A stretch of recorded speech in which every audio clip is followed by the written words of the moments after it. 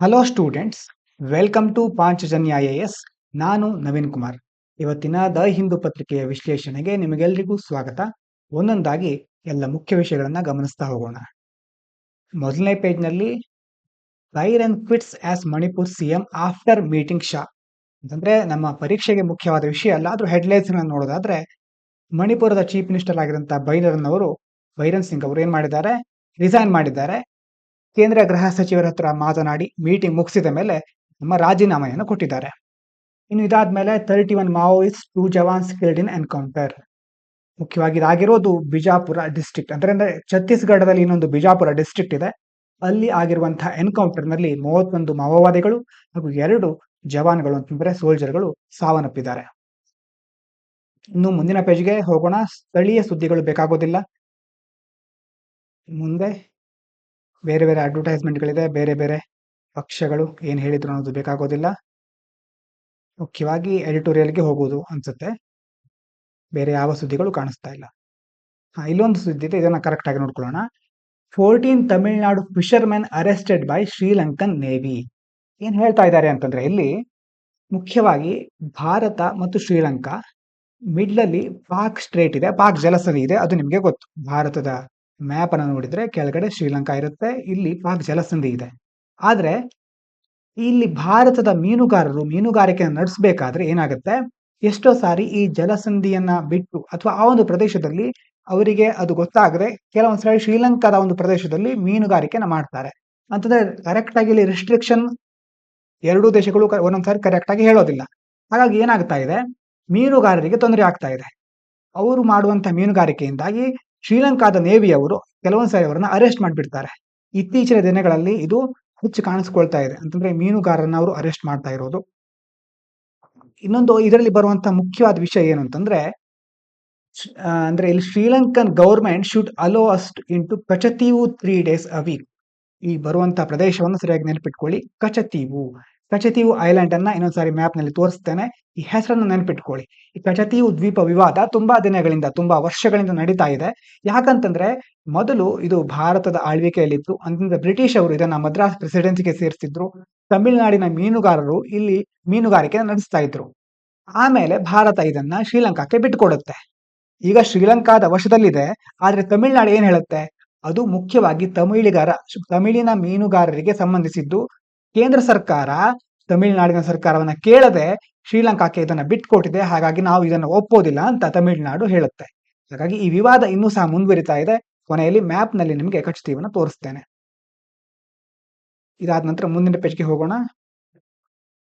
ಎಡಿಟೋರಿಯಲ್ಗೆ ಬಂದ್ರೆ, keeping a watch on the growing arc of violence ಅಂತಂದ್ರೆ ಹಿಂಸಾಚಾರಗಳ ಬಗ್ಗೆ ಮುಖ್ಯವಾಗಿ ಹೇಳ್ತಾ ಇದ್ದಾರೆ. ಜಗತ್ತಿನಲ್ಲಿ ಏನಾಗ್ತಾ ಇದೆ, ಬಹಳಷ್ಟು ಕಡೆ ನೀವು ನೋಡಿದಿರಲ್ವಾ, ಅಂದ್ರೆ ಮುಖ್ಯವಾಗಿ ಗಾಜಾ, ಲೆಬನಾನ್ ಮತ್ತೆ ಈಗ ಕಾಂಗೋ, ಹಲವಾರು ದೇಶಗಳಲ್ಲಿ ಈ ಹಿಂಸಾಚಾರಗಳು ಕಂಡು ಬರ್ತಾ ಇದೆ. ಯಾಕೆ ಜಾಗತಿಕ ಸಂಸ್ಥೆಗಳು UN ಅಥವಾ united nations, ICC, international criminal ಕೋರ್ಟ್ಗಳು ಯಾಕೆ ತಮ್ಮ ಸೇವೆಯನ್ನ ನಡೆಸೋದ್ರಲ್ಲಿ, ತಮ್ಮ ಕಾರ್ಯವನ್ನು ನಡೆಸೋದ್ರಲ್ಲಿ ವಿಫಲ ಆಗ್ತಾ ಇವೆ ಅಂತ ಎಡಿಟೋರಿಯಲ್ ನಲ್ಲಿ ಕೇಳ್ತಾ ಇದ್ದಾರೆ. Because of global unrest is rising, conflicts are also rising and UN is powerless. ಅಂತಂದ್ರೆ ಈಗ ಯುದ್ಧ ಹೆಚ್ಚುತ್ತಾ ಇದೆ ಎಲ್ಲ ಕಡೆ. ವಿಶ್ವಸಂಸ್ಥೆ ಮತ್ತೆ ಅದರ ಬೇರೆ ಬೇರೆ ಅಂಗಸಂಸ್ಥೆಗಳು ವೈಫಲ್ಯವನ್ನು ಅನುಭವಿಸ್ತಾ ಇವೆ. ಮುಖ್ಯವಾಗಿ ಮಿಡ್ಲ್ ಈಸ್ಟ್ ಅಲ್ಲಿ ಆಗ್ತಾ ಇರುವಂತಹ ಗಾಜಾ, ಲೆಬನಾನ್ ನಲ್ಲಿ ಆಗ್ತಾ ಇರುವಂತಹ ಹಿಂಸಾಚಾರ, ಎಲ್ಲ ಅಶಾಂತಿಯ ನಡುವೆ ಎಲ್ಲಾ ದೇಶಗಳು, ಬಹುಮುಖ್ಯವಾಗಿ ಡೆವಲಪ್ಡ್ ಕಂಟ್ರೀಸ್, ಅಭಿವೃದ್ಧಿ ಹೊಂದಿರುವಂತಹ ದೇಶಗಳು ಸುಮ್ಮನೆ ಕುತ್ಕೊಂಡ್ಬಿಟ್ಟಿವೆ. ಯಾಕಂದ್ರೆ ಅವರಿಗೆ ಅವರ ಪ್ರಾಫಿಟ್ ಮುಖ್ಯ ಆಗ್ತಾ ಇದೆ. ಈ ಎಷ್ಟೋ ದೇಶಗಳು ಹೊಡೆದಾಡ್ಕೊಳ್ತಾ ಇರೋದು, ಅಲ್ಲಿ ಆಗ್ತಾ ಇರುವಂತಹ ಹಿಂಸಾಚಾರಗಳು ಅವರಿಗೆ ಸಂಬಂಧಿಸೋದೇ ಇಲ್ಲ. ಹಾಗಾಗಿ ಅವರು ತಮ್ಮ ಲಾಭವನ್ನು ನೋಡ್ಕೊಂಡು ಸುಮ್ಮನೆ ಕುತ್ಕೊಂಡ್ಬಿಟ್ಟಿದೆ. ಅದರ ಜೊತೆ ಈಗ ವಿಶ್ವಸಂಸ್ಥೆಯಂತಹ ಜಗತ್ನಲ್ಲಿ ಶಾಂತಿ ಕಾಪಾಡುವಂತಹ ಸಂಸ್ಥೆಗಳು ಸಹ ಸುಮ್ಮನಾಗ್ಬಿಟ್ಟಿವೆ ಅಂತ ಹೇಳ್ತಿದ್ದಾರೆ. ಇದಾದ ನಂತರ ಇನ್ನೊಂದು ಹೊಸ ಒಂದು ವಿಷಯ ಅಥವಾ ಅಪಾಯಕಾರಿ ಅಂಶ ಏನು ಅಂತಂದ್ರೆ, ಡಿಜಿಟಲ್ ಟೆರರ್ ಅಂದ್ರೆ ಡಿಜಿಟಲ್ ಭಯೋತ್ಪಾದನೆ. ಇಲ್ಲೇನಾಗುತ್ತೆ, they are recruiting terrorist through online platforms. ಅಂತಂದ್ರೆ ಆನ್ಲೈನ್ ಮೂಲಕ ಹೊಸ ಹೊಸ ತಂತ್ರಗಳನ್ನ ಬಳಸ್ಕೊಂಡು ಈ ಟೆರರಿಸಂ ಗ್ರೂಪ್ಗಳು ಹೊಸ ಜನರನ್ನ ತಮ್ಮ ತೆಕ್ಕೆಗೆ ಸೇರಿಸ್ಕೊಳ್ತಾ ಇವೆ. ಇದ್ರ ಮೂಲಕ ಏನಾಗ್ತಾ ಇದೆ, ಟೆರರ್ ರಿಸರ್ಜನ್ಸ್ ಮತ್ತೆ ಭಯೋತ್ಪಾದನೆಯ ಪುನರಾಗಮನ ಆಗ್ತಾ ಇದೆ. ಜಗತ್ತಿನಲ್ಲಿ ಭಯೋತ್ಪಾದನೆ ಒಂದು ಸಾರಿ ಹಿಮ್ಮೆಟ್ಟು ಹೋಗಿತ್ತು. ಅಂತಂದ್ರೆ ಎಷ್ಟೋ ಕಡೆ ಭಯೋತ್ಪಾದನೆ ಕಂಡು ಬರ್ತಾ ಇರಲಿಲ್ಲ. ಚಿಕ್ಕ ಚಿಕ್ಕ ಮಟ್ಟದಲ್ಲಿ ಕೆಲವು ದೇಶಗಳಲ್ಲಿ ಕಂಡು ಬರ್ತಾ ಇದ್ರು ಸಹ ಈಗ ಆನ್ಲೈನ್ ಟೆಕ್ನಾಲಜಿಯನ್ನ ಹೇಗೆ ಬಳಸ್ಕೊಳ್ಳೋದು ಅಂತ ಭಯೋತ್ಪಾದಕರು ಕಲ್ತಿದ್ದಾರೆ. ಅಲ್ ಖೈದಾ ಎಕ್ಸ್ಪ್ಯಾಂಡ್ ಆಗ್ತಾ ಇದೆ, ಮತ್ತೆ ಹೊಸ ಹೊಸ ಅಟ್ಯಾಕ್ ಗಳು ಆಗೋ ಸಾಧ್ಯತೆಗಳು ಇದೆ. ಅದರಲ್ಲೂ ಮುಖ್ಯವಾಗಿ new threats regarding to AI recruitment ಅಂತಂದ್ರೆ AI ಅನ್ನ ಬಳಸ್ಕೊಂಡು ಸಹ ಅವರು ಅಷ್ಟು ತಂತ್ರಜ್ಞಾನದಲ್ಲಿ ಮುಂದುವರಿತಾ ಇದ್ದಾರೆ. ಅಂತಂದ್ರೆ ಅದನ್ನ ಬಳಸ್ಕೊಂಡು ದಾಳಿ ಮಾಡುವಂತ ಸಾಧ್ಯತೆನೂ ಇದೆ. ಹಾಗಾಗಿ ಏನ್ ಮಾಡ್ಬೇಕು ಹಾಗಾದ್ರೆ? ಅಡ್ವಾನ್ಸ್ ಟೆರರ್ ಮೆಥಡ್ಸ್ ಅನ್ನ ಇವ್ರು ಯೂಸ್ ಮಾಡ್ತಾ ಇದ್ದಾರಲ್ವಾ? ನಮ್ಮ ಗುರಿ ಏನಾಗ್ಬೇಕು ಹಾಗಾದ್ರೆ? ಜಗತ್ತಿನಲ್ಲಿ ಎಲ್ಲ ಕಡೆ ಇಂಥ ಘಟನೆಗಳು ಹೆಚ್ಚಾಗ್ತಾ ಇದ್ರೆ ಶಾಂತಿ ಅನ್ನೋದು ಎಲ್ಲಿರುತ್ತೆ ಅಂತ ನೋಡಿದ್ರೆ ಅದಕ್ಕೆ ವೇ ಫಾರ್ವರ್ಡ್ ಏನು? Stronger global cooperation. ಇದು ಅಂದ್ರೆ ನಮ್ಮ ಆದರ್ಶಗಳು ಯಾವಾಗಲೂ ಮೊದಲಿಂದ ಹೀಗೆ ಇರುತ್ತೆ. ಅಂತಂದ್ರೆ ಜಾಗತಿಕವಾಗಿ ಸಹಕಾರವನ್ನ ಇಟ್ಕೊಳ್ಳೋದು, ಮತ್ತೆ ಬೆಟರ್ ಕೌಂಟರ್ ಟೆರರಿಸಂ, ಭಯೋತ್ಪಾದನೆಯನ್ನ ಚೆನ್ನಾಗಿ ನಿಯಂತ್ರಣ ಮಾಡೋದು. ಅದಾದ ನಂತರ peace efforts in the middle east, ಮಧ್ಯಪ್ರಾಚ್ಯದಲ್ಲಿ ಶಾಂತಿಗಾಗಿ ಪ್ರಯತ್ನಗಳನ್ನ ಮಾಡೋದು. ಆದ್ರೆ ಮುಖ್ಯವಾಗಿ ಹಣ ಇರುವಂತಹ ಡೆವಲಪ್ಡ್ ಕಂಟ್ರೀಸ್ ಮತ್ತೆ ಡೆವಲಪಿಂಗ್ ಕಂಟ್ರೀಸ್ ಯಾವಾಗ ಇದ್ರ ಕಡೆ ಗಮನ ಕೊಡೋದಿಲ್ವೋ ಅಲ್ಲಿ ತನಕ ಇಂಥ ಕೆಲಸಗಳು ನೆನೆಗುದಿಗೆ ಬಿದ್ದಿರುತ್ತೆ. ಅಂತಂದ್ರೆ ಆ ಕೆಲಸಗಳನ್ನ ಯಾರು ಮಾಡ್ಲಿಕ್ಕೆ ಹೋಗೋದಿಲ್ಲ. ಬಡ ದೇಶಗಳು ಅಂತಂದ್ರೆ ಡೆವಲಪಿಂಗ್ ಕಂಟ್ರೀಸ್ಗಳು ಅಥವಾ ಅಂಡರ್ ಡೆವಲಪ್ಡ್ ಕಂಟ್ರೀಸ್ಗಳು ತಮ್ಮ ದೇಶವನ್ನ ನಿಭಾಯಿಸಿಕೊಳ್ಳಿಕ್ಕೆ ಹೆಣಗಾಡ್ತಾ ಇರುತ್ತವೆ. ಈ ಡೆವಲಪ್ಡ್ ಕಂಟ್ರೀಸ್ಗಳು ಅಂತಂದ್ರೆ ಅಭಿವೃದ್ಧಿ ಹೊಂದಿದ ದೇಶಗಳು ಲಾಭವನ್ನು ಹೆಚ್ಚು ಮಾಡಿಕೊಳ್ಳಿಕ್ಕೆ ಗಮನವನ್ನು ವಹಿಸ್ತಾ ಇರುತ್ತವೆ. ಈ ಸಂದರ್ಭದಲ್ಲಿ ಶಾಂತಿಯನ್ನ ಕಾಪಾಡೋರು ಯಾರು ಅನ್ನುವಂತ ಪ್ರಶ್ನೆ ಈ ಆರ್ಟಿಕಲ್ ಮೂಲಕ ಕೇಳ್ತಾ ಇದ್ದಾರೆ. ಇದಾದ ನಂತರ ಕೆಳಗಡೆ ಬಂದ್ರೆ on aerospace expo to further India's global presence. ಇದೇನ್ ಹೇಳುತ್ತೆ? ಬೆಂಗಳೂರಿನಲ್ಲಿ ಏರೋ ಇಂಡಿಯಾ ಏರ್ ಶೋ ಆಗ್ತಾ ಇದೆ. 2025 ಈ ವರ್ಷದ ಏರೋ ಇಂಡಿಯಾ ಶೋ ಆಗ್ತಾ ಇದೆ. ಫೆಬ್ರವರಿ 10ರಿಂದ 14ನೇ ತಾರೀಕಿನ ತನಕ ಇದೆ. ಮುಖ್ಯವಾಗಿ ಡಿಫೆನ್ಸ್ ಅಂತಂದ್ರೆ ಯುದ್ಧ ವಿಮಾನಗಳನ್ನ ಇಲ್ಲಿ ಪ್ರದರ್ಶನಕ್ಕೆ ಇಡ್ತಾರೆ. ಅವುಗಳ ಪ್ರದರ್ಶನ ನಡೆಯುತ್ತೆ. ಇನ್ನೊಂದು ವಿಷಯ ಅಂತಂದ್ರೆ ಗ್ಲೋಬಲ್ ಪ್ರೆಸೆನ್ಸ್ ಅಂತಂದ್ರೆ 106 OEMಗಳು ಅಂತಂದ್ರೆ OEM ಅಂತಂದ್ರೆ ಒರಿಜಿನಲ್ ಇಕ್ವಿಪ್ಮೆಂಟ್ ಮ್ಯಾನುಫ್ಯಾಕ್ಚರ್ಗಳು ಅಂತಂದ್ರೆ ಮುಖ್ಯವಾಗಿ ಬೇರೆ ಬೇರೆ ಕಂಪನಿಗಳಿರುತ್ತಲ್ವಾ, ಅಂದ್ರೆ ನಿಜವಾಗ್ಲೂ ಒರಿಜಿನಲ್ ಆಗಿ ಅದನ್ನು ತಯಾರು ಮಾಡುವಂತ ಸಂಸ್ಥೆಗಳು. ಆ ಸಂಸ್ಥೆಗಳು ಇದರಲ್ಲಿ ಪಾಲ್ಗೊಳ್ತಾ ಇವೆ. ಸುಮಾರು 106ರಷ್ಟು ಉತ್ಪಾದನಾ ಕಂಪನಿಗಳು ಇದರಲ್ಲಿ ಭಾಗವಹಿಸ್ತಿದೆ. ಅದಾದ ನಂತರ ಬೇರೆ ಬೇರೆ 19 ದೇಶಗಳಿಂದ ಹಲವಾರು ಕಂಪನಿಗಳಿದೆ. ಇನ್ನು ಭಾರತೀಯ ಕಂಪನಿಗಳನ್ನ ನೋಡೋದಾದ್ರೆ ಸುಮಾರು 35 ಇಂಡಿಯನ್ ಕಂಪನೀಸ್ಗಳು ಇದರಲ್ಲಿ ಪಾಲ್ಗೊಳ್ತಾ ಇವೆ. ಮುಖ್ಯ ಪ್ರದರ್ಶನಗಳು ಸುಖೋಯ್ 57, F-35, AMCA ಅಂತಂದ್ರೆ advanced medium combat aircraft prototype. ಈ ಎಲ್ಲಾ ರೀತಿಯ ಯುದ್ಧ ವಿಮಾನಗಳನ್ನ ಇದರಲ್ಲಿ ಪ್ರದರ್ಶನ ಮಾಡ್ತಾ ಇದ್ದಾರೆ. ಇನ್ನೊಂದು ಈ ಒಂದು ಕಾರ್ಯಕ್ರಮದಿಂದ ಮುಖ್ಯವಾಗಿ ಏರ್ ಶೋ ಅಥವಾ ಏರ್ ಕ್ರಾಫ್ಟ್ಗೆ ಸಂಬಂಧಿಸಿದ ಸ್ಟಾರ್ಟ್ಅಪ್ ಗಳಿಗೆ ಹೆಚ್ಚಿನ ಉತ್ತೇಜನ ದೊರೆಯುತ್ತೆ. ಇನೋವೇಷನ್ ಫಾರ್ ಡಿಫೆನ್ಸ್ ಎಕ್ಸಲೆನ್ಸ್, ಮುಖ್ಯವಾಗಿ ಈ ಸಂಸ್ಥೆ ಇದೆಯಲ್ವಾ, ಇದು ಹಲವಾರು ಸ್ಟಾರ್ಟ್ಅಪ್ ಗಳಿಗೆ ಪ್ರೋತ್ಸಾಹನ ಕೊಡ್ತಾ ಇದೆ. ಅದರ ಮೂಲಕ ಮಂಥನ್, ಸ್ವದೇಶಿ ಅಭಿವೃದ್ಧಿ ಮುಂತಾದ ಕ್ರಮಗಳನ್ನು ಅದು ಕೈಗೊಳ್ತಾ ಇದೆ. ಹೀಗಾಗಿ ಭಾರತದ ತನ್ನದೇ ಆದಂತಹ ಹೊಸದಾದಂತಹ ಏರ್ ಕ್ರಾಫ್ಟ್ ಮ್ಯಾನುಫ್ಯಾಕ್ಚರಿಂಗ್ ಕಂಪನಿಗಳನ್ನ ಸ್ಥಾಪನೆ ಮಾಡಲಿಕ್ಕೆ ಸಹಾಯ ಆಗ್ತಾ ಇದೆ. ಇನ್ನು ಇದಾದ್ಮೇಲೆ ವಿಸಿಟರ್ಗಳಿಗೆ ಒಳ್ಳೆಯ ಅನುಭವನ ನೀಡಲಿಕ್ಕೆ ಸಾರಿಗೆ ವ್ಯವಸ್ಥೆಯನ್ನ ಚೆನ್ನಾಗಿ ಮಾಡಿದ್ದಾರೆ. ಟ್ರಾಫಿಕ್ ಅನ್ನ ಕಡಿಮೆ ಮಾಡ್ತಾ ಇದ್ದಾರೆ. ಇನ್ನು ಸೆಕ್ಯೂರಿಟಿ, ಉತ್ತಮವಾದ ಸುರಕ್ಷತಾ ವ್ಯವಸ್ಥೆಗಳನ್ನ ಇಟ್ಟಿದ್ದಾರೆ. ಇಡೀ ಕಾರ್ಯಕ್ರಮದಲ್ಲಿ ಎಲ್ಲಾ ಅಂಗಗಳು ಚೆನ್ನಾಗಿ ನಡೀಲಿಕ್ಕೆ. ಇನ್ನೊಂದು ಏರೋ ಇಂಡಿಯಾ ಆಪ್ ಇದೆ. ಅದ್ರ ಮೂಲಕ ಯಾವ್ಯಾವ ಶೋಗಳು ಎಲ್ಲೆಲ್ಲಿ ನಡೆಯುತ್ತೆ, ಹೇಗೆ ಜನ ಅದನ್ನ ಫೈಂಡ್ ಔಟ್ ಮಾಡಬೇಕು ಎನ್ನುವಂತಹ ಎಲ್ಲಾ ಮಾಹಿತಿಯನ್ನ ಕೊಟ್ಟಿದ್ದಾರೆ. ಇಲ್ಲಿ ನೀವು ಪ್ರಿಲಿಮ್ಸಿಗೋಸ್ಕರ ಒಂದು ವಿಷಯ ನೆನಪಿಟ್ಕೋಬೇಕು. ಮಂಥನ್ ಯಾವುದಕ್ಕೆ ಸಂಬಂಧಪಟ್ಟಿತು ಅಂತ ಕೇಳಿದ್ರೆ, Manthan is an annual event organised under the innovation for defence excellence initiative, IDEX. ನೆನಪಿದೆಯಲ್ವಾ? ಇಲ್ಲಿ ಹೇಳಿದ್ರಲ್ವಾ IDEX. ಇದರ ಅಡಿಯಲ್ಲಿ ಇದೊಂದು ವಾರ್ಷಿಕ ಕಾರ್ಯಕ್ರಮ. ಇದು ಮುಖ್ಯವಾಗಿ ಡಿಫೆನ್ಸ್ ಸಂಬಂಧಪಟ್ಟ ಹಾಗೆ ಸ್ಟಾರ್ಟ್ಅಪ್ ಗಳನ್ನ ಉತ್ತೇಜಿಸಲಿಕ್ಕೆ, ಇನೋವೇಷನ್ ಅನ್ನ ಹೆಚ್ಚು ಮಾಡಲಿಕ್ಕೆ ಈ ಒಂದು IDEX ಯೋಜನೆಯಲ್ಲಿ ಇದನ್ನ ಆಯೋಜಿಸ್ತಾರೆ. ಮಂಥನ್ ವಾರ್ಷಿಕ ಕಾರ್ಯಕ್ರಮವನ್ನು ನೆನಪಿಟ್ಕೊಳ್ಳಿ. ಮಂಥನ್ ವಾರ್ಷಿಕ ಕಾರ್ಯಕ್ರಮ ಯಾವುದರ ಅಡಿಯಲ್ಲಿ? IDEX ನ ಅಡಿಯಲ್ಲಿ. ಇದಾದ ನಂತರ ಈ ಕಡೆ ಎಡಿಟೋರಿಯಲ್ ಇರುತ್ತಲ್ವಾ, ಈ ಕಡೆ ಇರೋದು ಮೊದಲನೇದು ಮಾಸ್ ರಿವೆಂಜ್. ಇದು ಪೊಲಿಟಿಕಲ್ ಎಡಿಟೋರಿಯಲ್. ಅಂತಂದ್ರೆ ಬಿಜೆಪಿ ಹೇಗೆ ಆಮ್ ಆದ್ಮಿ ಪಾರ್ಟಿಯನ್ನ ದೆಹಲಿಯಲ್ಲಿ ಸೋಲಿಸ್ತು, ಕಾಂಗ್ರೆಸ್ ಏನ್ ಮಾಡಬೇಕು ಅನ್ನುವಂತಹ ಕೆಲವೊಂದು ವಿಚಾರಗಳು ಪರೀಕ್ಷೆಗೆ ನಮ್ಗೊತ್ತು ಬೇಕಾಗುದಿಲ್ಲ. ಕೆಳಗಡೆ ಕೊಟ್ಟಿರೋದು ಗಿಫ್ಟ್ ಹಾರ್ಸ್ ಸ್ಪೀಚ್. ಇದೇನ್ ಹೇಳ್ತಾ ಇದೆ ಅಂತಂದ್ರೆ, ಬಜೆಟ್ ನಲ್ಲಿ ಸುಮಾರು 20,000 ಕೋಟಿಯಷ್ಟನ್ನ ಸ್ಮಾಲ್ ಮಾಡೆಲ್ ರಿಯಾಕ್ಟರ್ ಗಳಿಗೆ ಕೊಟ್ಟಿದ್ದಾರೆ. Budget allocated around 20,000 crore for small modular nuclear reactor because it has a goal of to develop 5 reactors by 2033. ಅಂತಂದ್ರೆ ಈ ಸಣ್ಣ ಮಾದರಿಯ ನ್ಯೂಕ್ಲಿಯರ್ ರಿಯಾಕ್ಟರ್ ಗಳಿಗೋಸ್ಕರ 20,000 ಕೋಟಿಯನ್ನು ಅಲೋಕೇಟ್ ಮಾಡಿದ್ದಾರೆ. ಯಾಕಂತಂದ್ರೆ ನಮ್ಮ ಗುರಿ 2033ರೊಳಗೆ 5 ರಿಯಾಕ್ಟರ್ ಗಳನ್ನ ಸ್ಥಾಪನೆ ಮಾಡೋದು. ಇದಕ್ಕೆ ಮುಖ್ಯವಾಗಿ department of science and technology this releases a new fund for startups and emerging sectors. ಈ ವಿಜ್ಞಾನ ಮತ್ತು ತಂತ್ರಜ್ಞಾನ ಇಲಾಖೆಯ ಮೂಲಕ ಬೇರೆ ಬೇರೆ ಸ್ಟಾರ್ಟ್ಅಪ್ಗಳು ಮತ್ತೆ ಉದಯೋನ್ಮುಖ ಕ್ಷೇತ್ರಗಳಿಗೆ ಹಣಕಾಸಿನ ಸಹಾಯವನ್ನ ಮಾಡ್ತಾ ಇದ್ದಾರೆ. ಅದೇ ರೀತಿ private research and development. Now the current contribution is very low from the private sector. Initiatives to boost involvement ಅಂತಂದ್ರೆ ಮುಖ್ಯವಾಗಿ ಪ್ರಸ್ತುತವಾಗಿ ಈ ಪ್ರೈವೇಟ್ ಸೆಕ್ಟರ್ಗಳು, ಖಾಸಗಿ ಕ್ಷೇತ್ರಗಳು ಈ ನ್ಯೂಕ್ಲಿಯರ್ ರಿಯಾಕ್ಟರ್ಗಳಿಗೆ, ಅದರಲ್ಲೂ ಮುಖ್ಯವಾಗಿ ಸಣ್ಣ ಮಾದರಿ ರಿಯಾಕ್ಟರ್ಗಳಿಗೆ ಸಂಬಂಧಿಸಿದ ಹಾಗೆ ಹೆಚ್ಚಿನ ಕೊಡುಗೆಯನ್ನು ಕೊಡ್ತಾ ಇಲ್ಲ. ಹಾಗಾಗಿ ಸರ್ಕಾರ ಇವುಗಳ ಪಾಲ್ಗೊಳ್ಳುವಿಕೆಯನ್ನ ಹೆಚ್ಚಿಸಲಿಕ್ಕೆ ಮುಂದಾಗ್ತಾ ಇದೆ. ಆದ್ರೆ ಆರ್ಟಿಕಲ್ ಏನ್ ಹೇಳುತ್ತೆ ಅಂತಂದ್ರೆ, ನೀವು 20,000 ಕೋಟಿ ಕೊಟ್ಟಿದ್ದೀರಿ, ಹಣ ಬಿಡುಗಡೆ ಮಾಡಿದ್ರೆ ಸಾಕಾಗೋದಿಲ್ಲ, ಎಷ್ಟೋ ಬೇರೆ ಬೇರೆ ತೊಡಕುಗಳಿದೆ, ಅದನ್ನ ಮೊದಲು ನಿವಾರಿಸಿ. ಚಾಲೆಂಜಸ್ ಏನು? Need for infrastructure like chip set, semiconductor fabs. That means ಮುಖ್ಯವಾಗಿ ಈ ಒಂದು ನ್ಯೂಕ್ಲಿಯರ್ ರಿಯಾಕ್ಟರ್ಗಳಿಗೆ ಬೇಕಾದಂತಹ ಚಿಪ್ಸೆಟ್ಗಳಾಗಿರಬಹುದು, ಸೆಮಿಕಂಡಕ್ಟರ್ ಫ್ಯಾಕ್ಟರಿಗಳು ಅಥವಾ ಫ್ಯಾಬ್ಗಳಾಗಿರಬಹುದು, ಆ ಮೂಲ ಸೌಕರ್ಯಗಳನ್ನ ಮೊದಲು ನಿರ್ಮಾಣ ಮಾಡಿ. ನೀವು ಮೂಲ ಸೌಕರ್ಯಗಳ ಮೇಲೆ ಫೋಕಸ್ ಮಾಡದೆ ಕೇವಲ ಹಣವನ್ನ ಬಿಡುಗಡೆ ಮಾಡ್ತಿದ್ರೆ ಏನು ಪ್ರಯೋಜನ? ಹಾಗಾಗಿ ಅವುಗಳ ಮೇಲೆ ಮೊದಲು ಫೋಕಸ್ ಮಾಡಬೇಕು. Government must provide clear plan for fund utilization. It should not be randomly allocate funds to anything. ಅಂತಂದ್ರೆ ಹೇಗ್ ಬೇಕೋ ಹಾಗೆ ಈ ಒಂದು ನಿಧಿಗಳನ್ನ ಹೂಡೋದಲ್ಲ, ಯಾವ್ಯಾವ್ದಕ್ಕೆ ಒಂದು ಬಿಡುಗಡೆ ಮಾಡಿದ್ದೇವೆ ಅಂತ ಹೇಳಿ ಯಾವುದೋ ಒಂದು ರಿಪೋರ್ಟ್ ರೆಡಿ ಮಾಡೋದಲ್ಲ.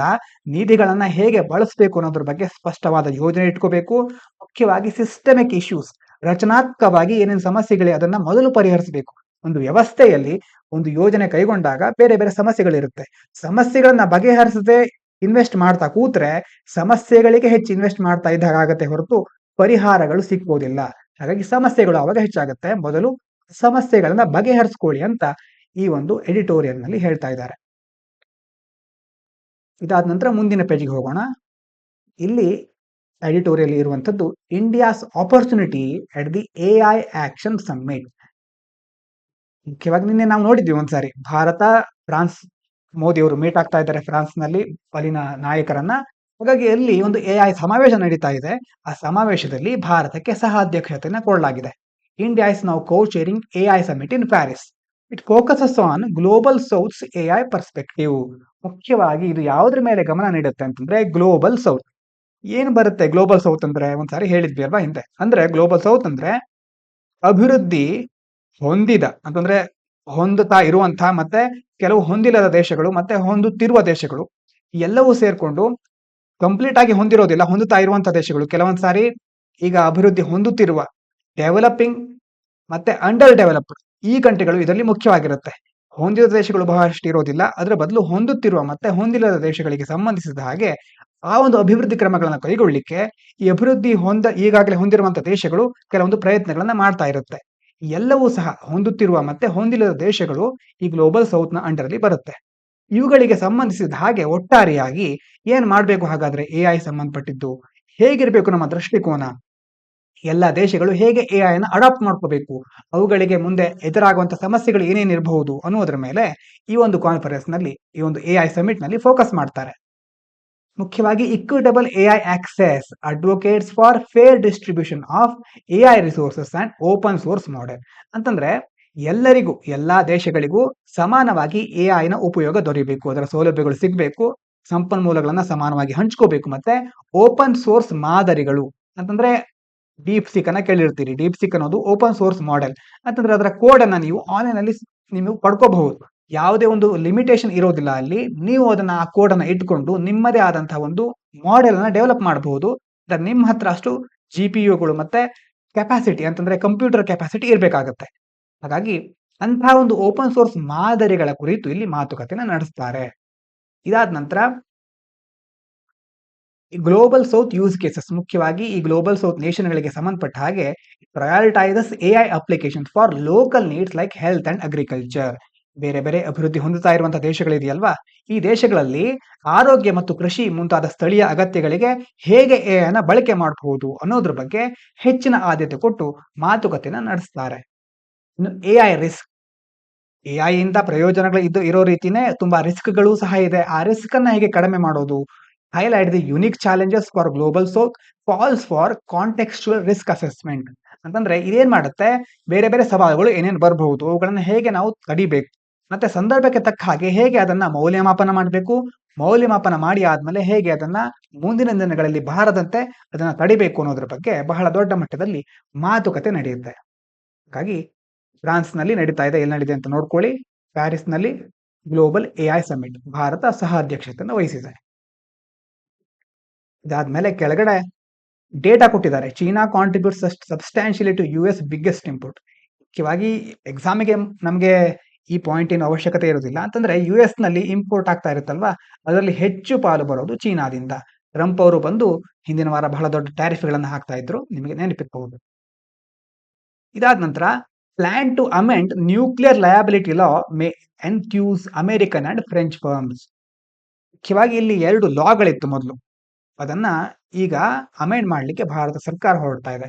Monday the union government announce that it would amend civil liability for nuclear damages act 2010 and the Atomic Energy Act 1962, likely to enthuse American and French nuclear power companies whose projects have been deadlocked due to legal concerns for more than 15 years. ಅಂತಂದ್ರೆ ಈ 2 ಲಾಗಳಿಂದಾಗಿ America ಮತ್ತೆ ಫ್ರಾನ್ಸ್ನ ಎಷ್ಟೋ nuclear power ಡೀಲ್ಗಳು ಹಿಂದೆ ಬಿದ್ದಿತ್ತು. ಅಂತಂದ್ರೆ ಭಾರತ ಸರ್ಕಾರ ಕೆಲವೊಂದು ರಿಸ್ಟ್ರಿಕ್ಷನ್ ಗಳನ್ನ ಹೇರಿತ್ತು. ನ್ಯೂಕ್ಲಿಯರ್ ಪವರ್ ಪ್ಲಾಂಟೇಶನ್ ಮತ್ತೆ ಬೇರೆ ಬೇರೆ ನ್ಯೂಕ್ಲಿಯರ್ ಆಪರೇಟರ್ಗೆ ಸಂಬಂಧಿಸಿದ ಹಾಗೆ ಭಾರತದ ಈ 2 ಲಾಗಳಿಂದ ಈ 2 ದೇಶದ ಅಮೆರಿಕ ಹಾಗೂ ಫ್ರಾನ್ಸ್ನ ನ್ಯೂಕ್ಲಿಯರ್ ಪವರ್ ಕಂಪನಿಗಳಿಗೆ ಮುಂದೆ ಬರ್ಲಿಕ್ಕೆ ಆಗ್ತಾ ಇರಲಿಲ್ಲ. ಅಂತಂದ್ರೆ ಅವರು ತಮ್ಮ ಕಾರ್ಯಗಳನ್ನ ಭಾರತದಲ್ಲಿ ನಡೆಸಲಿಕ್ಕೆ ಆಗ್ತಾ ಇರಲಿಲ್ಲ. ಈಗ ಭಾರತ ಇದಕ್ಕೆ ಅಮೆಂಡ್ಮೆಂಟ್ ತರ್ತಾ ಇದೆ. ಮುಖ್ಯವಾಗಿ ಇದರಿಂದ ಈ ಕಂಪನಿಗಳಿಗೆ ಖುಷಿ ಆಗ್ತಾ ಇದೆ. ಹಾಗಾಗಿ ಭಾರತದಲ್ಲಿ ಮುಂದೆ ಅವು ಕಾರ್ಯನಿರ್ವಹಿಸುವ ಸಾಧ್ಯತೆ ಇದೆ. ನ್ಯೂಕ್ಲಿಯರ್ ಲಾ ಚೇಂಜ್ ಆಗ್ತಾ ಇದೆ. Foreign firms are happy now. ಮುಖ್ಯವಾಗಿ EDF ಫ್ರಾನ್ಸ್ನವುದು ಮತ್ತೆ ವೆಸ್ಟಿಂಗ್ ಹೌಸ್, ಇದೆರಡು ಆ ಕಂಪನಿಗಳು their projects are going to restart again. ಅಂತಂದ್ರೆ ಫ್ರಾನ್ಸ್ ಮತ್ತೆ ಅಮೆರಿಕಾದ ಯೋಜನೆಗಳು ಮತ್ತೆ ಶುರುವಾಗ್ತಾ ಇದೆ. Supplier liability reduce. ಅಂತಂದ್ರೆ ನ್ಯೂಕ್ಲಿಯರ್ ಪವರ್ ನ ಯಾರು ಸಪ್ಲೈ ಮಾಡ್ತಾ ಇರ್ತಿದ್ರಲ್ವಾ, ಅವರ ಮೇಲೆ ಹೆಚ್ಚು ಹೊಣೆಗಾರಿಕೆನ ಹಾಕ್ತಿದ್ರು ಮೊದಲು. ನೀವು ಒಂದ್ಸಾರಿ ಏನಾದ್ರೂ ತೊಂದರೆ ಆದ್ರೆ ಅದೆಲ್ಲ ನಿಮ್ಮ ಜವಾಬ್ದಾರಿ, ಹಾಗಾಗಿ ಹುಷಾರಾಗಿರಿ ಅಂತ ಹೇಳೋ ತರ. ಹಾಗಾಗಿ ಈಗ ಆ ಹೊಣೆಗಾರಿಕೆನ ಎಷ್ಟೋ ಕಡಿಮೆ ಮಾಡಿದ್ದಾರೆ. ಹೀಗಾಗಿ ಬೇರೆ ಬೇರೆ ದೇಶಗಳು ಬಂದು ಇಲ್ಲಿ ಇನ್ವೆಸ್ಟ್ ಮಾಡ್ಲಿಕ್ಕೆ ಮುಂದಾಗ್ತಾ ಇವೆ. It encourages western nuclear investment that matches global standard. ಮುಖ್ಯವಾಗಿ ಅದರಿಂದ ಏನು ಉಪಯೋಗ ಅಂತಂದ್ರೆ, ಬೇರೆ ಬೇರೆ ದೇಶಗಳು ಹೂಡಿಕೆ ಮಾಡೋದ್ರಿಂದ ನಮ್ಮ ನ್ಯೂಕ್ಲಿಯರ್ ರಿಯಾಕ್ಟರ್ಗಳು ಅಥವಾ ನ್ಯೂಕ್ಲಿಯರ್ ಶಕ್ತಿ ಜಾಗತಿಕ ಮಾನದಂಡಕ್ಕೆ ಹೊಂದಿಕೆ ಆಗುತ್ತೆ. ಅಂತ ನಮ್ಮ ಸ್ಟ್ಯಾಂಡರ್ಡ್ ಇರುತ್ತಲ್ವಾ, ಒಂದು ಸ್ಟ್ಯಾಂಡರ್ಡ್ ಬೇಕು ಎಲ್ಲದರಲ್ಲಿ ಅಂತ ಹೇಳ್ತಿರ್ತೀವಲ್ವಾ, ಆ ತರ ನಮ್ಮ ಮಾನದಂಡಗಳು ಜಾಗತಿಕ ಮಟ್ಟದಲ್ಲಿ ಹೆಚ್ಚಾಗ್ತಾ ಹೋಗುತ್ತೆ. ಇನ್ನು ಭಾರತಕ್ಕೆ ಇನ್ನೊಂದು ಗುರಿ ಇದೆ, 100 ಗಿಗಾವ್ಯಾಟ್ ನ್ಯೂಕ್ಲಿಯರ್ ಗೋಲ್. ಅಂತಂದ್ರೆ 100 ಗಿಗಾವ್ಯಾಟ್ ನ್ಯೂಕ್ಲಿಯರ್ ಗೋಲ್ ಇನ್ನೇನ್ ಮಾಡ್ತಾ ಇದೆ, ಅದಕ್ಕೋಸ್ಕರ ಹೇಳಿದ್ವಲ್ವಾ 20,000 crore ಸ್ಮಾಲ್ ಮಾಡ್ಯುಲರ್ ರಿಯಾಕ್ಟರ್ಗಳಿಗೋಸ್ಕರ ನಾವೇನ್ ಮಾಡ್ತಾ ಇದ್ದೇವೆ, 20,000 ಕೋಟಿಯನ್ನ ಈಗಾಗಲೇ ಬಿಡುಗಡೆ ಮಾಡಿದ್ದೇವೆ ಬಜೆಟ್ ನಲ್ಲಿ. ಇದ್ರ ಮೂಲಕ ಏನಾಗ್ತಾ ಇದೆ, ಭಾರತದ ನ್ಯೂಕ್ಲಿಯರ್ ಎಕ್ಸ್ಪಾನ್ಷನ್ ಆಗ್ತಾ ಇದೆ, ನ್ಯೂಕ್ಲಿಯರ್ ಶಕ್ತಿ ಹೆಚ್ಚು ವೃದ್ಧಿ ಆಗ್ತಾ ಇದೆ. PM ಮೋದಿ ಅವರು ಫ್ರಾನ್ಸ್ಗೆ ಹೋಗಿದ್ದಾರೆ. ಅದಾದ ನಂತರ US ಗೂ ಹೋಗೋರಿದ್ದಾರೆ. ಅಲ್ಲಿರುವಂತಹ ನಾಯಕರ ಜೊತೆ, ಕಂಪನಿಗಳ ಜೊತೆ ಮಾತನಾಡಿಕೊಂಡು ಹೆಚ್ಚಿನ ನ್ಯೂಕ್ಲಿಯರ್ ಒಪ್ಪಂದಗಳಿಗೆ ಉತ್ತೇಜನ ದೊರೆಯುವ ಸಾಧ್ಯತೆ ಇದೆ. ಅವರೆಲ್ಲ ಭಾರತದಲ್ಲಿ ಬಂದು ಇನ್ವೆಸ್ಟ್ ಮಾಡುವ ಸಾಧ್ಯತೆಗಳು ಹೆಚ್ಚು ಕಾಣಿಸ್ತಾ ಇದೆ. ಮುಖ್ಯವಾಗಿ ಈ ಲಾ ಇತ್ತಲ್ವಾ, ಇದನ್ನ 2015ರಲ್ಲಿ ಏನ್ ಹೇಳಿದ್ವಿ ನಾವು ಅಂತಂದ್ರೆ, ಇಲ್ಲ ನಾವು ಯಾವುದೇ ಅಮೆಂಡ್ಮೆಂಟ್ ಮಾಡೋದಿಲ್ಲ, ನಾವು ಸ್ಟ್ರಿಕ್ಟ್ ಆಗಿರ್ತೇವೆ ನ್ಯೂಕ್ಲಿಯರ್ ರಿಲೇಟೆಡ್ ಲಾಗಳಿಗೆ ಸಂಬಂಧಿಸಿದ ಹಾಗೆ ಅಂತ ಮೊದಲೇ ಹೇಳಿದ್ವಿ ನಾವು 2015ರಲ್ಲಿ. ಆದ್ರೆ ಈಗ ನಾವು ಯೂಟರ್ನ್ ತಗೊಂಡಿದ್ದೇವೆ. ನಮ್ಮ ನ್ಯೂಕ್ಲಿಯರ್ ಶಕ್ತಿ ವೃದ್ಧಿ ಆಗ್ಬೇಕು ಅನ್ನುವ ಒಂದು ಉದ್ದೇಶದಿಂದ ಕಾನೂನನ್ನ ಬದಲಾವಣೆ ಮಾಡ್ತಾ ಇದ್ದೇವೆ. ಇದಾದ ನಂತರ ಮುಂದಿನ ಪೇಜ್ಗೆ ಹೋಗೋದಾದ್ರೆ,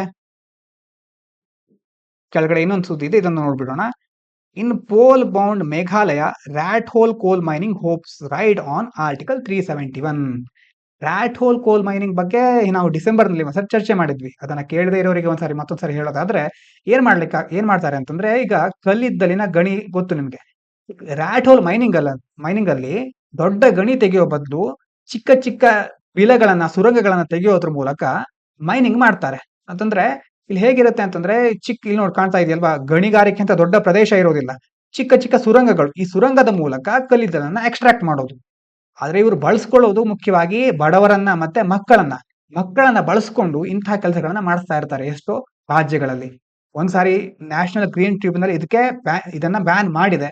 ಆದ್ರೂ ಸಹ ಈ ಆಕ್ಟಿವಿಟೀಸ್ಗಳು ಮುಂದುವರಿತಾ ಇದೆ. ಇವತ್ತು ವಿಷಯ ಯಾಕೆ ಬಂದಿದೆ ಅಂತಂದ್ರೆ, Meghalaya wants special status for restart rat hole mining like Nagaland where 371A protects local mining rights. Meghalaya ಏನ್ ಹೇಳ್ತಾ ಇದೆ ಅಂತಂದ್ರೆ, ಈಗ ನಾಗಾಲ್ಯಾಂಡ್ ನಲ್ಲಿ ಇದನ್ನ ಮುಂದುವರ್ಸ್ಕೊಂಡು ಬಂದಿದ್ದಾರೆ.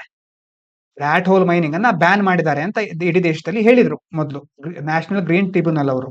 ಆದ್ರೆ ನಾಗಾಲ್ಯಾಂಡ್ ಏನ್ ಮಾಡುತ್ತೆ, ಆರ್ಟಿಕಲ್ 371 ಅಂತ ಒಂದು ಆರ್ಟಿಕಲ್ ಇದೆ. ಇದರ ಬಗ್ಗೆ ನಿಮ್ಗೆ ಗೊತ್ತಿರಬಹುದು, ಸ್ವಲ್ಪ ಹೊತ್ತಿನಲ್ಲಿ ಹೇಳ್ತೇನೆ. ಆರ್ಟಿಕಲ್ 371 ಅಡಿಯಲ್ಲಿ ತನ್ನ ರಾಜ್ಯಕ್ಕೆ ಸಂಬಂಧಿಸಿದ ಹಾಗೆ ತನಗೆ ಬೇಕಾದ ಕ್ರಮಗಳನ್ನ ಕೈಗೊಳ್ಳಲಿಕ್ಕೆ ನಾಗಾಲ್ಯಾಂಡ್ ಮುಂದಾಗ್ತಾ ಇದೆ. ರ್ಯಾಟ್ ಹೋಲ್ ಮೈನಿಂಗ್ ಅನ್ನ ಮತ್ತೆ ಅದು ಮುಂದುವರಿಸ್ತಾನೆ ಇದೆ.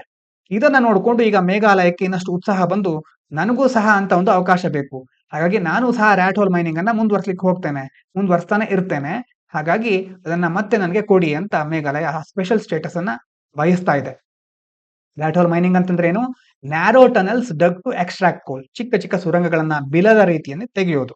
ಅದರ ಮೂಲಕ ಕಲ್ಲಿದ್ದಲಿನ ಹೊರಗೆ ತೆಗಿತಾರೆ.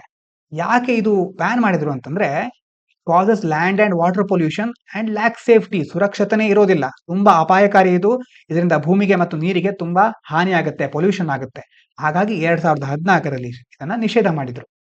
ನ್ಯಾಷನಲ್ ಗ್ರೀನ್ ಟ್ರಿಬ್ಯುನಲ್ ಇದನ್ನ ಬ್ಯಾನ್ ಮಾಡುತ್ತೆ. ಆಮೇಲೆ ನಾಗಾಲ್ಯಾಂಡ್ ಏನ್ ಮಾಡುತ್ತೆ? NGT banned mining in Meghalaya due to environmental risk, but Nagaland continues mining under article 371A protection. ಅಂತಂದ್ರೆ NGT ಮೇಘಾಲಯದಲ್ಲಿ ನಿಷೇಧ ಮಾಡುತ್ತೆ, ಆದ್ರೆ ನಾಗಾಲ್ಯಾಂಡ್ ಈ 371A ಆರ್ಟಿಕಲ್ ಅನ್ನ ಬಳಸ್ಕೊಂಡು ತನ್ನ ಹಕ್ಕಿದೆ ಇದನ್ನ ಮಾಡ್ಲಿಕ್ಕೆ ಅಂತ ಮುಂದುವರಿಸ್ತಾನೆ ಇದೆ. ಹೀಗಾಗಿ ಒಂದು ಲೀಗಲ್ ಕಾನ್ಸೆಪ್ಟ್ ಬರುತ್ತೆ.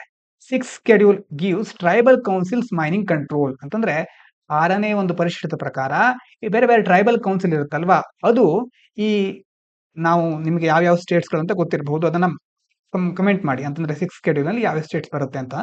ಆ ಸ್ಟೇಟ್ಸ್ ಗಳಲ್ಲಿ ಈ ಮೈನಿಂಗ್ ಅನ್ನ ಅಲ್ಲಿರುವಂತಹ ಆಟೋನಮಸ್ ಕೌನ್ಸಿಲ್ಗಳು ಮತ್ತೆ ಅಲ್ಲಿರುವಂತಹ ಸ್ವಾಯತ್ತ ಕೌನ್ಸಿಲ್ಗಳು ನಿರ್ಧಾರ ಮಾಡ್ಲಿಕ್ಕೆ ಅವಕಾಶ ಕೊಟ್ಟಿದ್ದಾರೆ.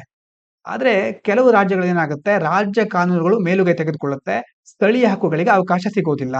ಹಾಗಾಗಿ ಈಗ ಈ ಒಂದು ಮೇಘಾಲಯದಲ್ಲೂ ಸಹ ನನಗೆ ಆ ಒಂದು 371A ಅದರ ಅಡಿಯಲ್ಲಿ ನಾನು ಮುಂದುವರಿಸ್ತೇನೆ ಮೈನಿಂಗ್ ಅನ್ನ ಅಂತ ಅದು ಹೇಳ್ತಾ ಇದೆ. ಏನ್ ಮಾಡ್ತಾರೆ ಅಂತ ನೋಡ್ಬೇಕು. ಸರ್ಕಾರಗಳು ಅಥವಾ ಬೇರೆ ಬೇರೆ ಕೇಂದ್ರ ಸರ್ಕಾರ ಇದಕ್ಕೆ ಒಪ್ಪೋದಿಲ್ಲ. ಇನ್ನು ಆರ್ಟಿಕಲ್ 371 ಏನ್ ಹೇಳುತ್ತೆ? ಇದರ ಅಡಿಯಲ್ಲಿ ಹಲವಾರು ರಾಜ್ಯದ ಪ್ರದೇಶಗಳಿಗೆ ಕೆಲವು ವಿಶೇಷ ಒಂದು ಅವಕಾಶಗಳನ್ನ ಕೊಡ್ತಾರೆ. Provisions under article 371 aim to address the unique challenges faced by specific regions. ಕೆಲವೊಂದು ರಾಜ್ಯಗಳ ಪ್ರದೇಶಗಳಿಗೆ, ಮುಖ್ಯವಾಗಿ ಹೈದರಾಬಾದ್ ಕರ್ನಾಟಕ ಅಂತ ಹೇಳ್ತೇವೆ, ಈ ಪ್ರದೇಶಗಳು ಸಹ ಈ ಆರ್ಟಿಕಲ್ 371 ಅಂಡರ್ ಅಲ್ಲಿ ಇದೆ. ಒಟ್ಟು ಎಷ್ಟು ರಾಜ್ಯಗಳಿದೆ ಅಂತ ನೋಡ್ಕೊಂಡು ಕಮೆಂಟ್ ಮಾಡಿ. ಎಷ್ಟು ರಾಜ್ಯಗಳು ಈ 371 ಅಂಡರ್ ಅಲ್ಲಿ ಬರುತ್ತೆ ಅಂತ ನೋಡ್ಕೊಂಡು ಕಮೆಂಟ್ ಮಾಡಿ. ಇದರ ಅಡಿಯಲ್ಲಿ ಆ ಪ್ರೊವಿಷನ್ ಏನ್ ಹೇಳುತ್ತೆ ಅಂತಂದ್ರೆ ಬೇರೆ ಬೇರೆ ಚಾಲೆಂಜಸ್ ಇದೆ ಈ ಪ್ರದೇಶಗಳಲ್ಲಿ, ಹಾಗಾಗಿ ಅವುಗಳಿಗೆ ಕೆಲವೊಂದು ವಿಶೇಷವಾದಂತಹ ಅವಕಾಶಗಳನ್ನ ಕೊಡಲಾಗುತ್ತೆ. Ensuring their development while preserving their cultural heritage. ಅಂತಂದ್ರೆ ಅಲ್ಲಿರುವಂತಹ ಸವಾಲುಗಳನ್ನು ಪರಿಹರಿಸ್ತಾರೆ, ಮತ್ತೆ ಸಾಂಸ್ಕೃತಿಕ ಪರಂಪರೆ ರಕ್ಷಣೆ ಮಾಡಿ ಅದನ್ನ ಅಭಿವೃದ್ಧಿಗೊಳಿಸ್ತಾರೆ. ಹೀಗಾಗಿ ಈ ಕೆಲವು ರಾಜ್ಯಗಳ ಪ್ರದೇಶಗಳಿಗೆ ಮತ್ತು ಕೆಲವು ರಾಜ್ಯಗಳಿಗೆ ಈ ಒಂದು ಆರ್ಟಿಕಲ್ 371A ಅಂಡರ್ ಅಲ್ಲಿ ವಿಶೇಷವಾದಂತಹ ಕೆಲವು ಅವಕಾಶಗಳಿರುತ್ತೆ. ಇದಾದ ನಂತರ ಪೇಪರ್ನಲ್ಲಿ ಮುಂದೆ ಹೋಗೋಣ. ನ್ಯೂಸ್ನಲ್ಲಿ ಬೇರೆ ಬೇರೆ NDA ಎಷ್ಟು ವೋಟ್ ಗಳಿಸ್ತು ಅಥವಾ ಬೇರೆ ಬೇರೆ ಪಕ್ಷಗಳು ಏನ್ ಮಾಡಿದ್ವು, ಮೋದಿಯವರು ಏನ್ ಹೇಳಿದ್ರು ಅನ್ನೋದು ಈಗ ನಮಗೆ ಅವಶ್ಯಕತೆ ಇರೋದಿಲ್ಲ.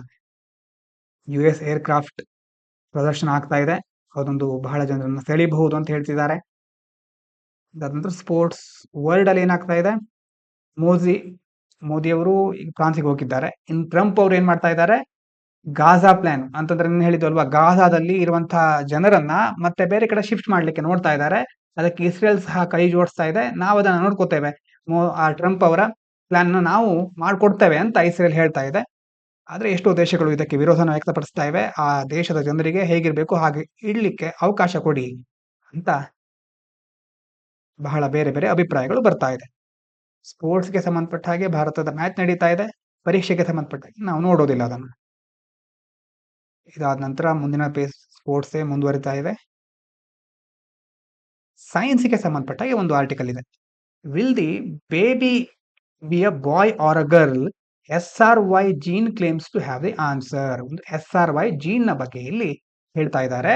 SRY gene is related to ಅಂತ ಎಲ್ಲಾದ್ರೂ ಬಂದ್ರೆ determining the sex or gender ಅಂತಂದ್ರೆ ಲಿಂಗವನ್ನ ಪತ್ತೆ ಮಾಡ್ಲಿಕ್ಕೆ ಇದನ್ನು ಬಳಸಬಹುದು. ಅಂತಂದ್ರೆ ಆ ಒಂದು ಜೀನ್ಗಳ ಮೂಲಕ ನಾವು ಕಂಡು ಹಿಡಿಯಬಹುದು. ಆದ್ರೆ ನೋಡೋಣ ಹೇಗೆ ಅಂತ. ಅಂತಂದ್ರೆ ಏನೇನಿದೆ ಇದರಲ್ಲಿ? SRY gene, gene on the Y chromosome that makes a baby develop as a male. ಇದು ಎಲ್ಲಿರುತ್ತೆ? Y ಕ್ರೋಮೋಸೋಮ್ ಅಲ್ಲಿ ಇರುತ್ತೆ. XY ಕ್ರೋಮೋಸೋಮ್ ಅಂತೆಲ್ಲ ಇರುತ್ತಲ್ವಾ, ನೀವು ಕೇಳಿರಬಹುದು. ತಂದೆಯಿಂದ ತಾಯಿದೆ ಈ ಕ್ರೋಮೋಸೋಮ್ಗಳು ಬರುತ್ತೆ. Y ಕ್ರೋಮೋಸೋಮ್ ಅಲ್ಲಿ ಇರೋದು ಈ SRY ಜೀನ್. Y ಅಂತ ಹೆಸರಲ್ಲೇ ಇದೆ ಅಲ್ವಾ, ನೆನಪಿಟ್ಕೊಳ್ಳಿ, Y ಇರೋದು Y ಕ್ರೋಮೋಸೋಮ್ ಅಲ್ಲಿ. ಅದೇನ್ ಮಾಡುತ್ತೆ? ಒಂದು ಭ್ರೂಣ ಅಥವಾ ಮಗುವನ್ನ ಮೇಲ್ ಅಂತಂದ್ರೆ ಪುರುಷನಾಗಿ ರೂಪಿಸ್ಲಿಕ್ಕೆ ಸಹಾಯ ಮಾಡುತ್ತೆ. ವೈ ಕ್ರೋಮ್ನಲ್ಲಿ ಇರುವಂತಹ ಜೀನ್ ಇದು ಮಗುವನ್ನ ಪುರುಷನಾಗಿ ರೂಪಿಸ್ಲಿಕ್ಕೆ ಸಹಾಯ ಮಾಡುತ್ತೆ. ಈ SRY ಜೀನ್ ಇಲ್ಲದೆ ಇದ್ರೆ ಏನಾಗುತ್ತೆ, if missing baby becomes female. ಅದು ಇಲ್ಲದೆ ಇದ್ರೆ ಮಗು ಮಹಿಳೆ ಆಗುತ್ತೆ. XXXY ಕ್ರೋಮೋಸೋಮ್ ಪ್ಯಾಟರ್ನ್ ನೋಡಿದ್ರೆ XX ಇದ್ರೆ ಫೀಮೇಲ್ ಆಗುತ್ತೆ ಮಗು, XY ಇದ್ರೆ ಮೇಲ್ ಆಗುತ್ತೆ.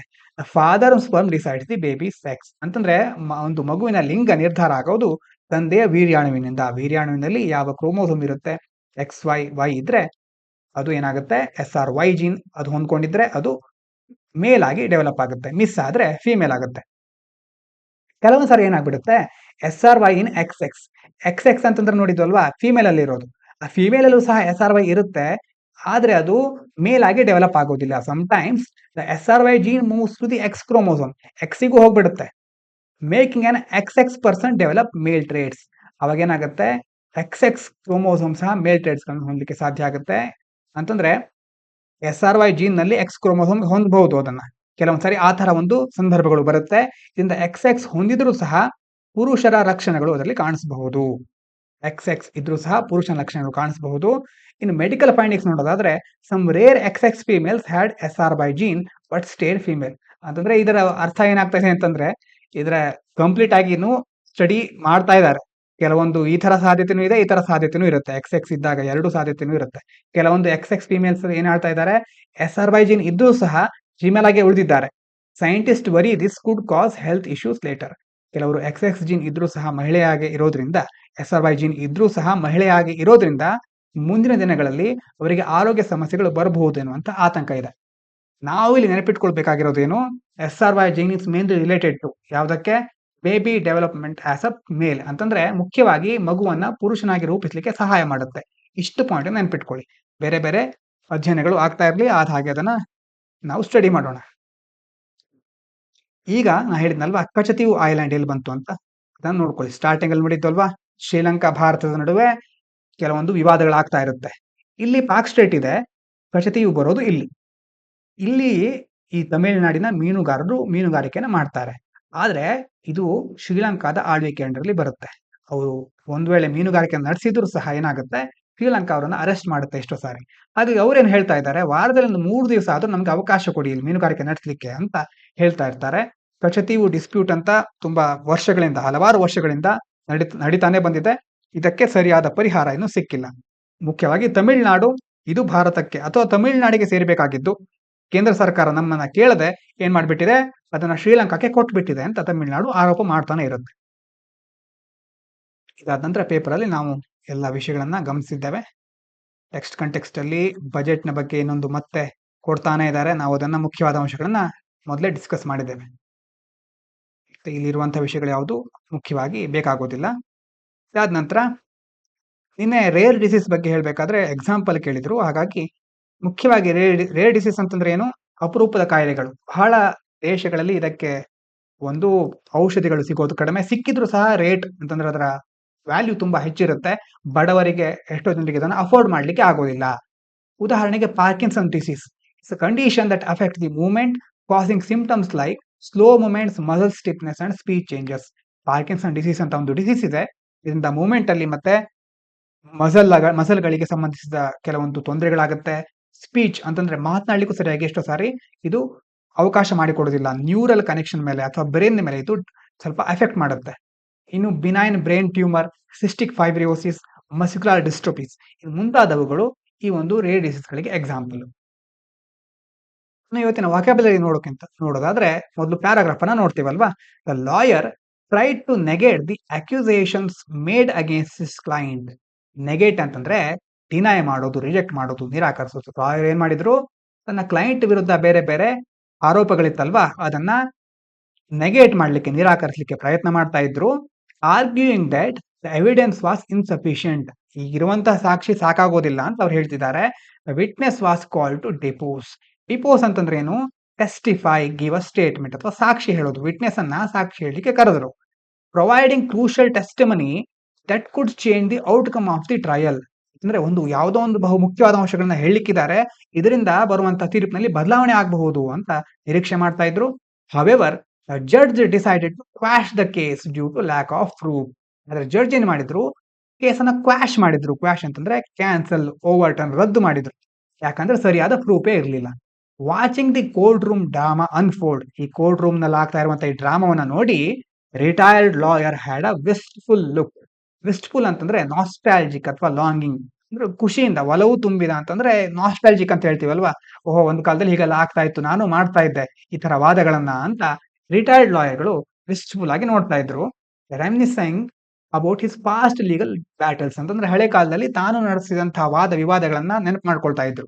Judge clearly enunciated the verdict. Enunciated ಅಂತಂದ್ರೆ ಸ್ಪಷ್ಟವಾಗಿ ಹೇಳಿದ್ರು. Spoke clearly, articulated, enunciated the verdict, ensuring there was no room for misinterpretation. ಇದರಿಂದ ಯಾವುದೇ ವಿವಾದಗಳು ಆಗಬಾರ್ದು, ಇದನ್ನ ಮಿಸ್ಇಂಟರ್ಪ್ರೇಟ್ ಮಾಡಬಾರ್ದು ಅನ್ನುವಂತಹ ಒಂದು ಹಿನ್ನೆಲೆಯಿಂದ ಜಡ್ಜ್ ಅವರು ಎನನ್ಶಿಯೇಟ್ ಮಾಡಿದ್ರು ಅಂತ ಸ್ಪಷ್ಟವಾಗಿ ವರ್ಡಿಕ್ಟ್ ಅನ್ನ ಕೊಟ್ರು ಅಂತ. ಇಷ್ಟು ನಿಮಗೆ ಶಬ್ದವನ್ನ ತಿಳ್ಕೊಳ್ಳಿಕ್ಕೆ ಕೊಟ್ಟಂತ ಪ್ಯಾರಾಗ್ರಾಫ್. ಶಬ್ದಗಳು ಅರ್ಥ ಆಗಿದೆ ಅಂತ ಇಟ್ಕೋತೇನೆ. ಫಿಲಿಮ್ಸಿಗೋಸ್ಕರ ಒಂದು ಕ್ವಶನ್ ಇದೆ. Which on off the following is not a Harappan site? ಯಾವುದು ಇದರಲ್ಲಿ ಹರಪ್ಪನ್ ಸೈಟ್ ಅಲ್ಲ? ಜಾನುದಾರೋ, ಕೋಟ್ ದೀಜಿ, ಸಾಗರ ಮತ್ತೆ ದೇಸಲ್ಪುರ್. ಇದರಲ್ಲಿ ಯಾವುದು ಹರಪ್ಪನ್ ಸೈಟ್ ಅಲ್ಲ ಅಂತ ಕಮೆಂಟ್ ಮಾಡಿ ತಿಳಿಸಿ. ಇನ್ನು ಮೇನ್ಸಿಗೋಸ್ಕರ discuss the environmental and socio economic implication of rat hole mining in India, particularly in the state of Meghalaya. Also analyze the significance of Article 371 in granting special provisions to certain states related to rat hole mining.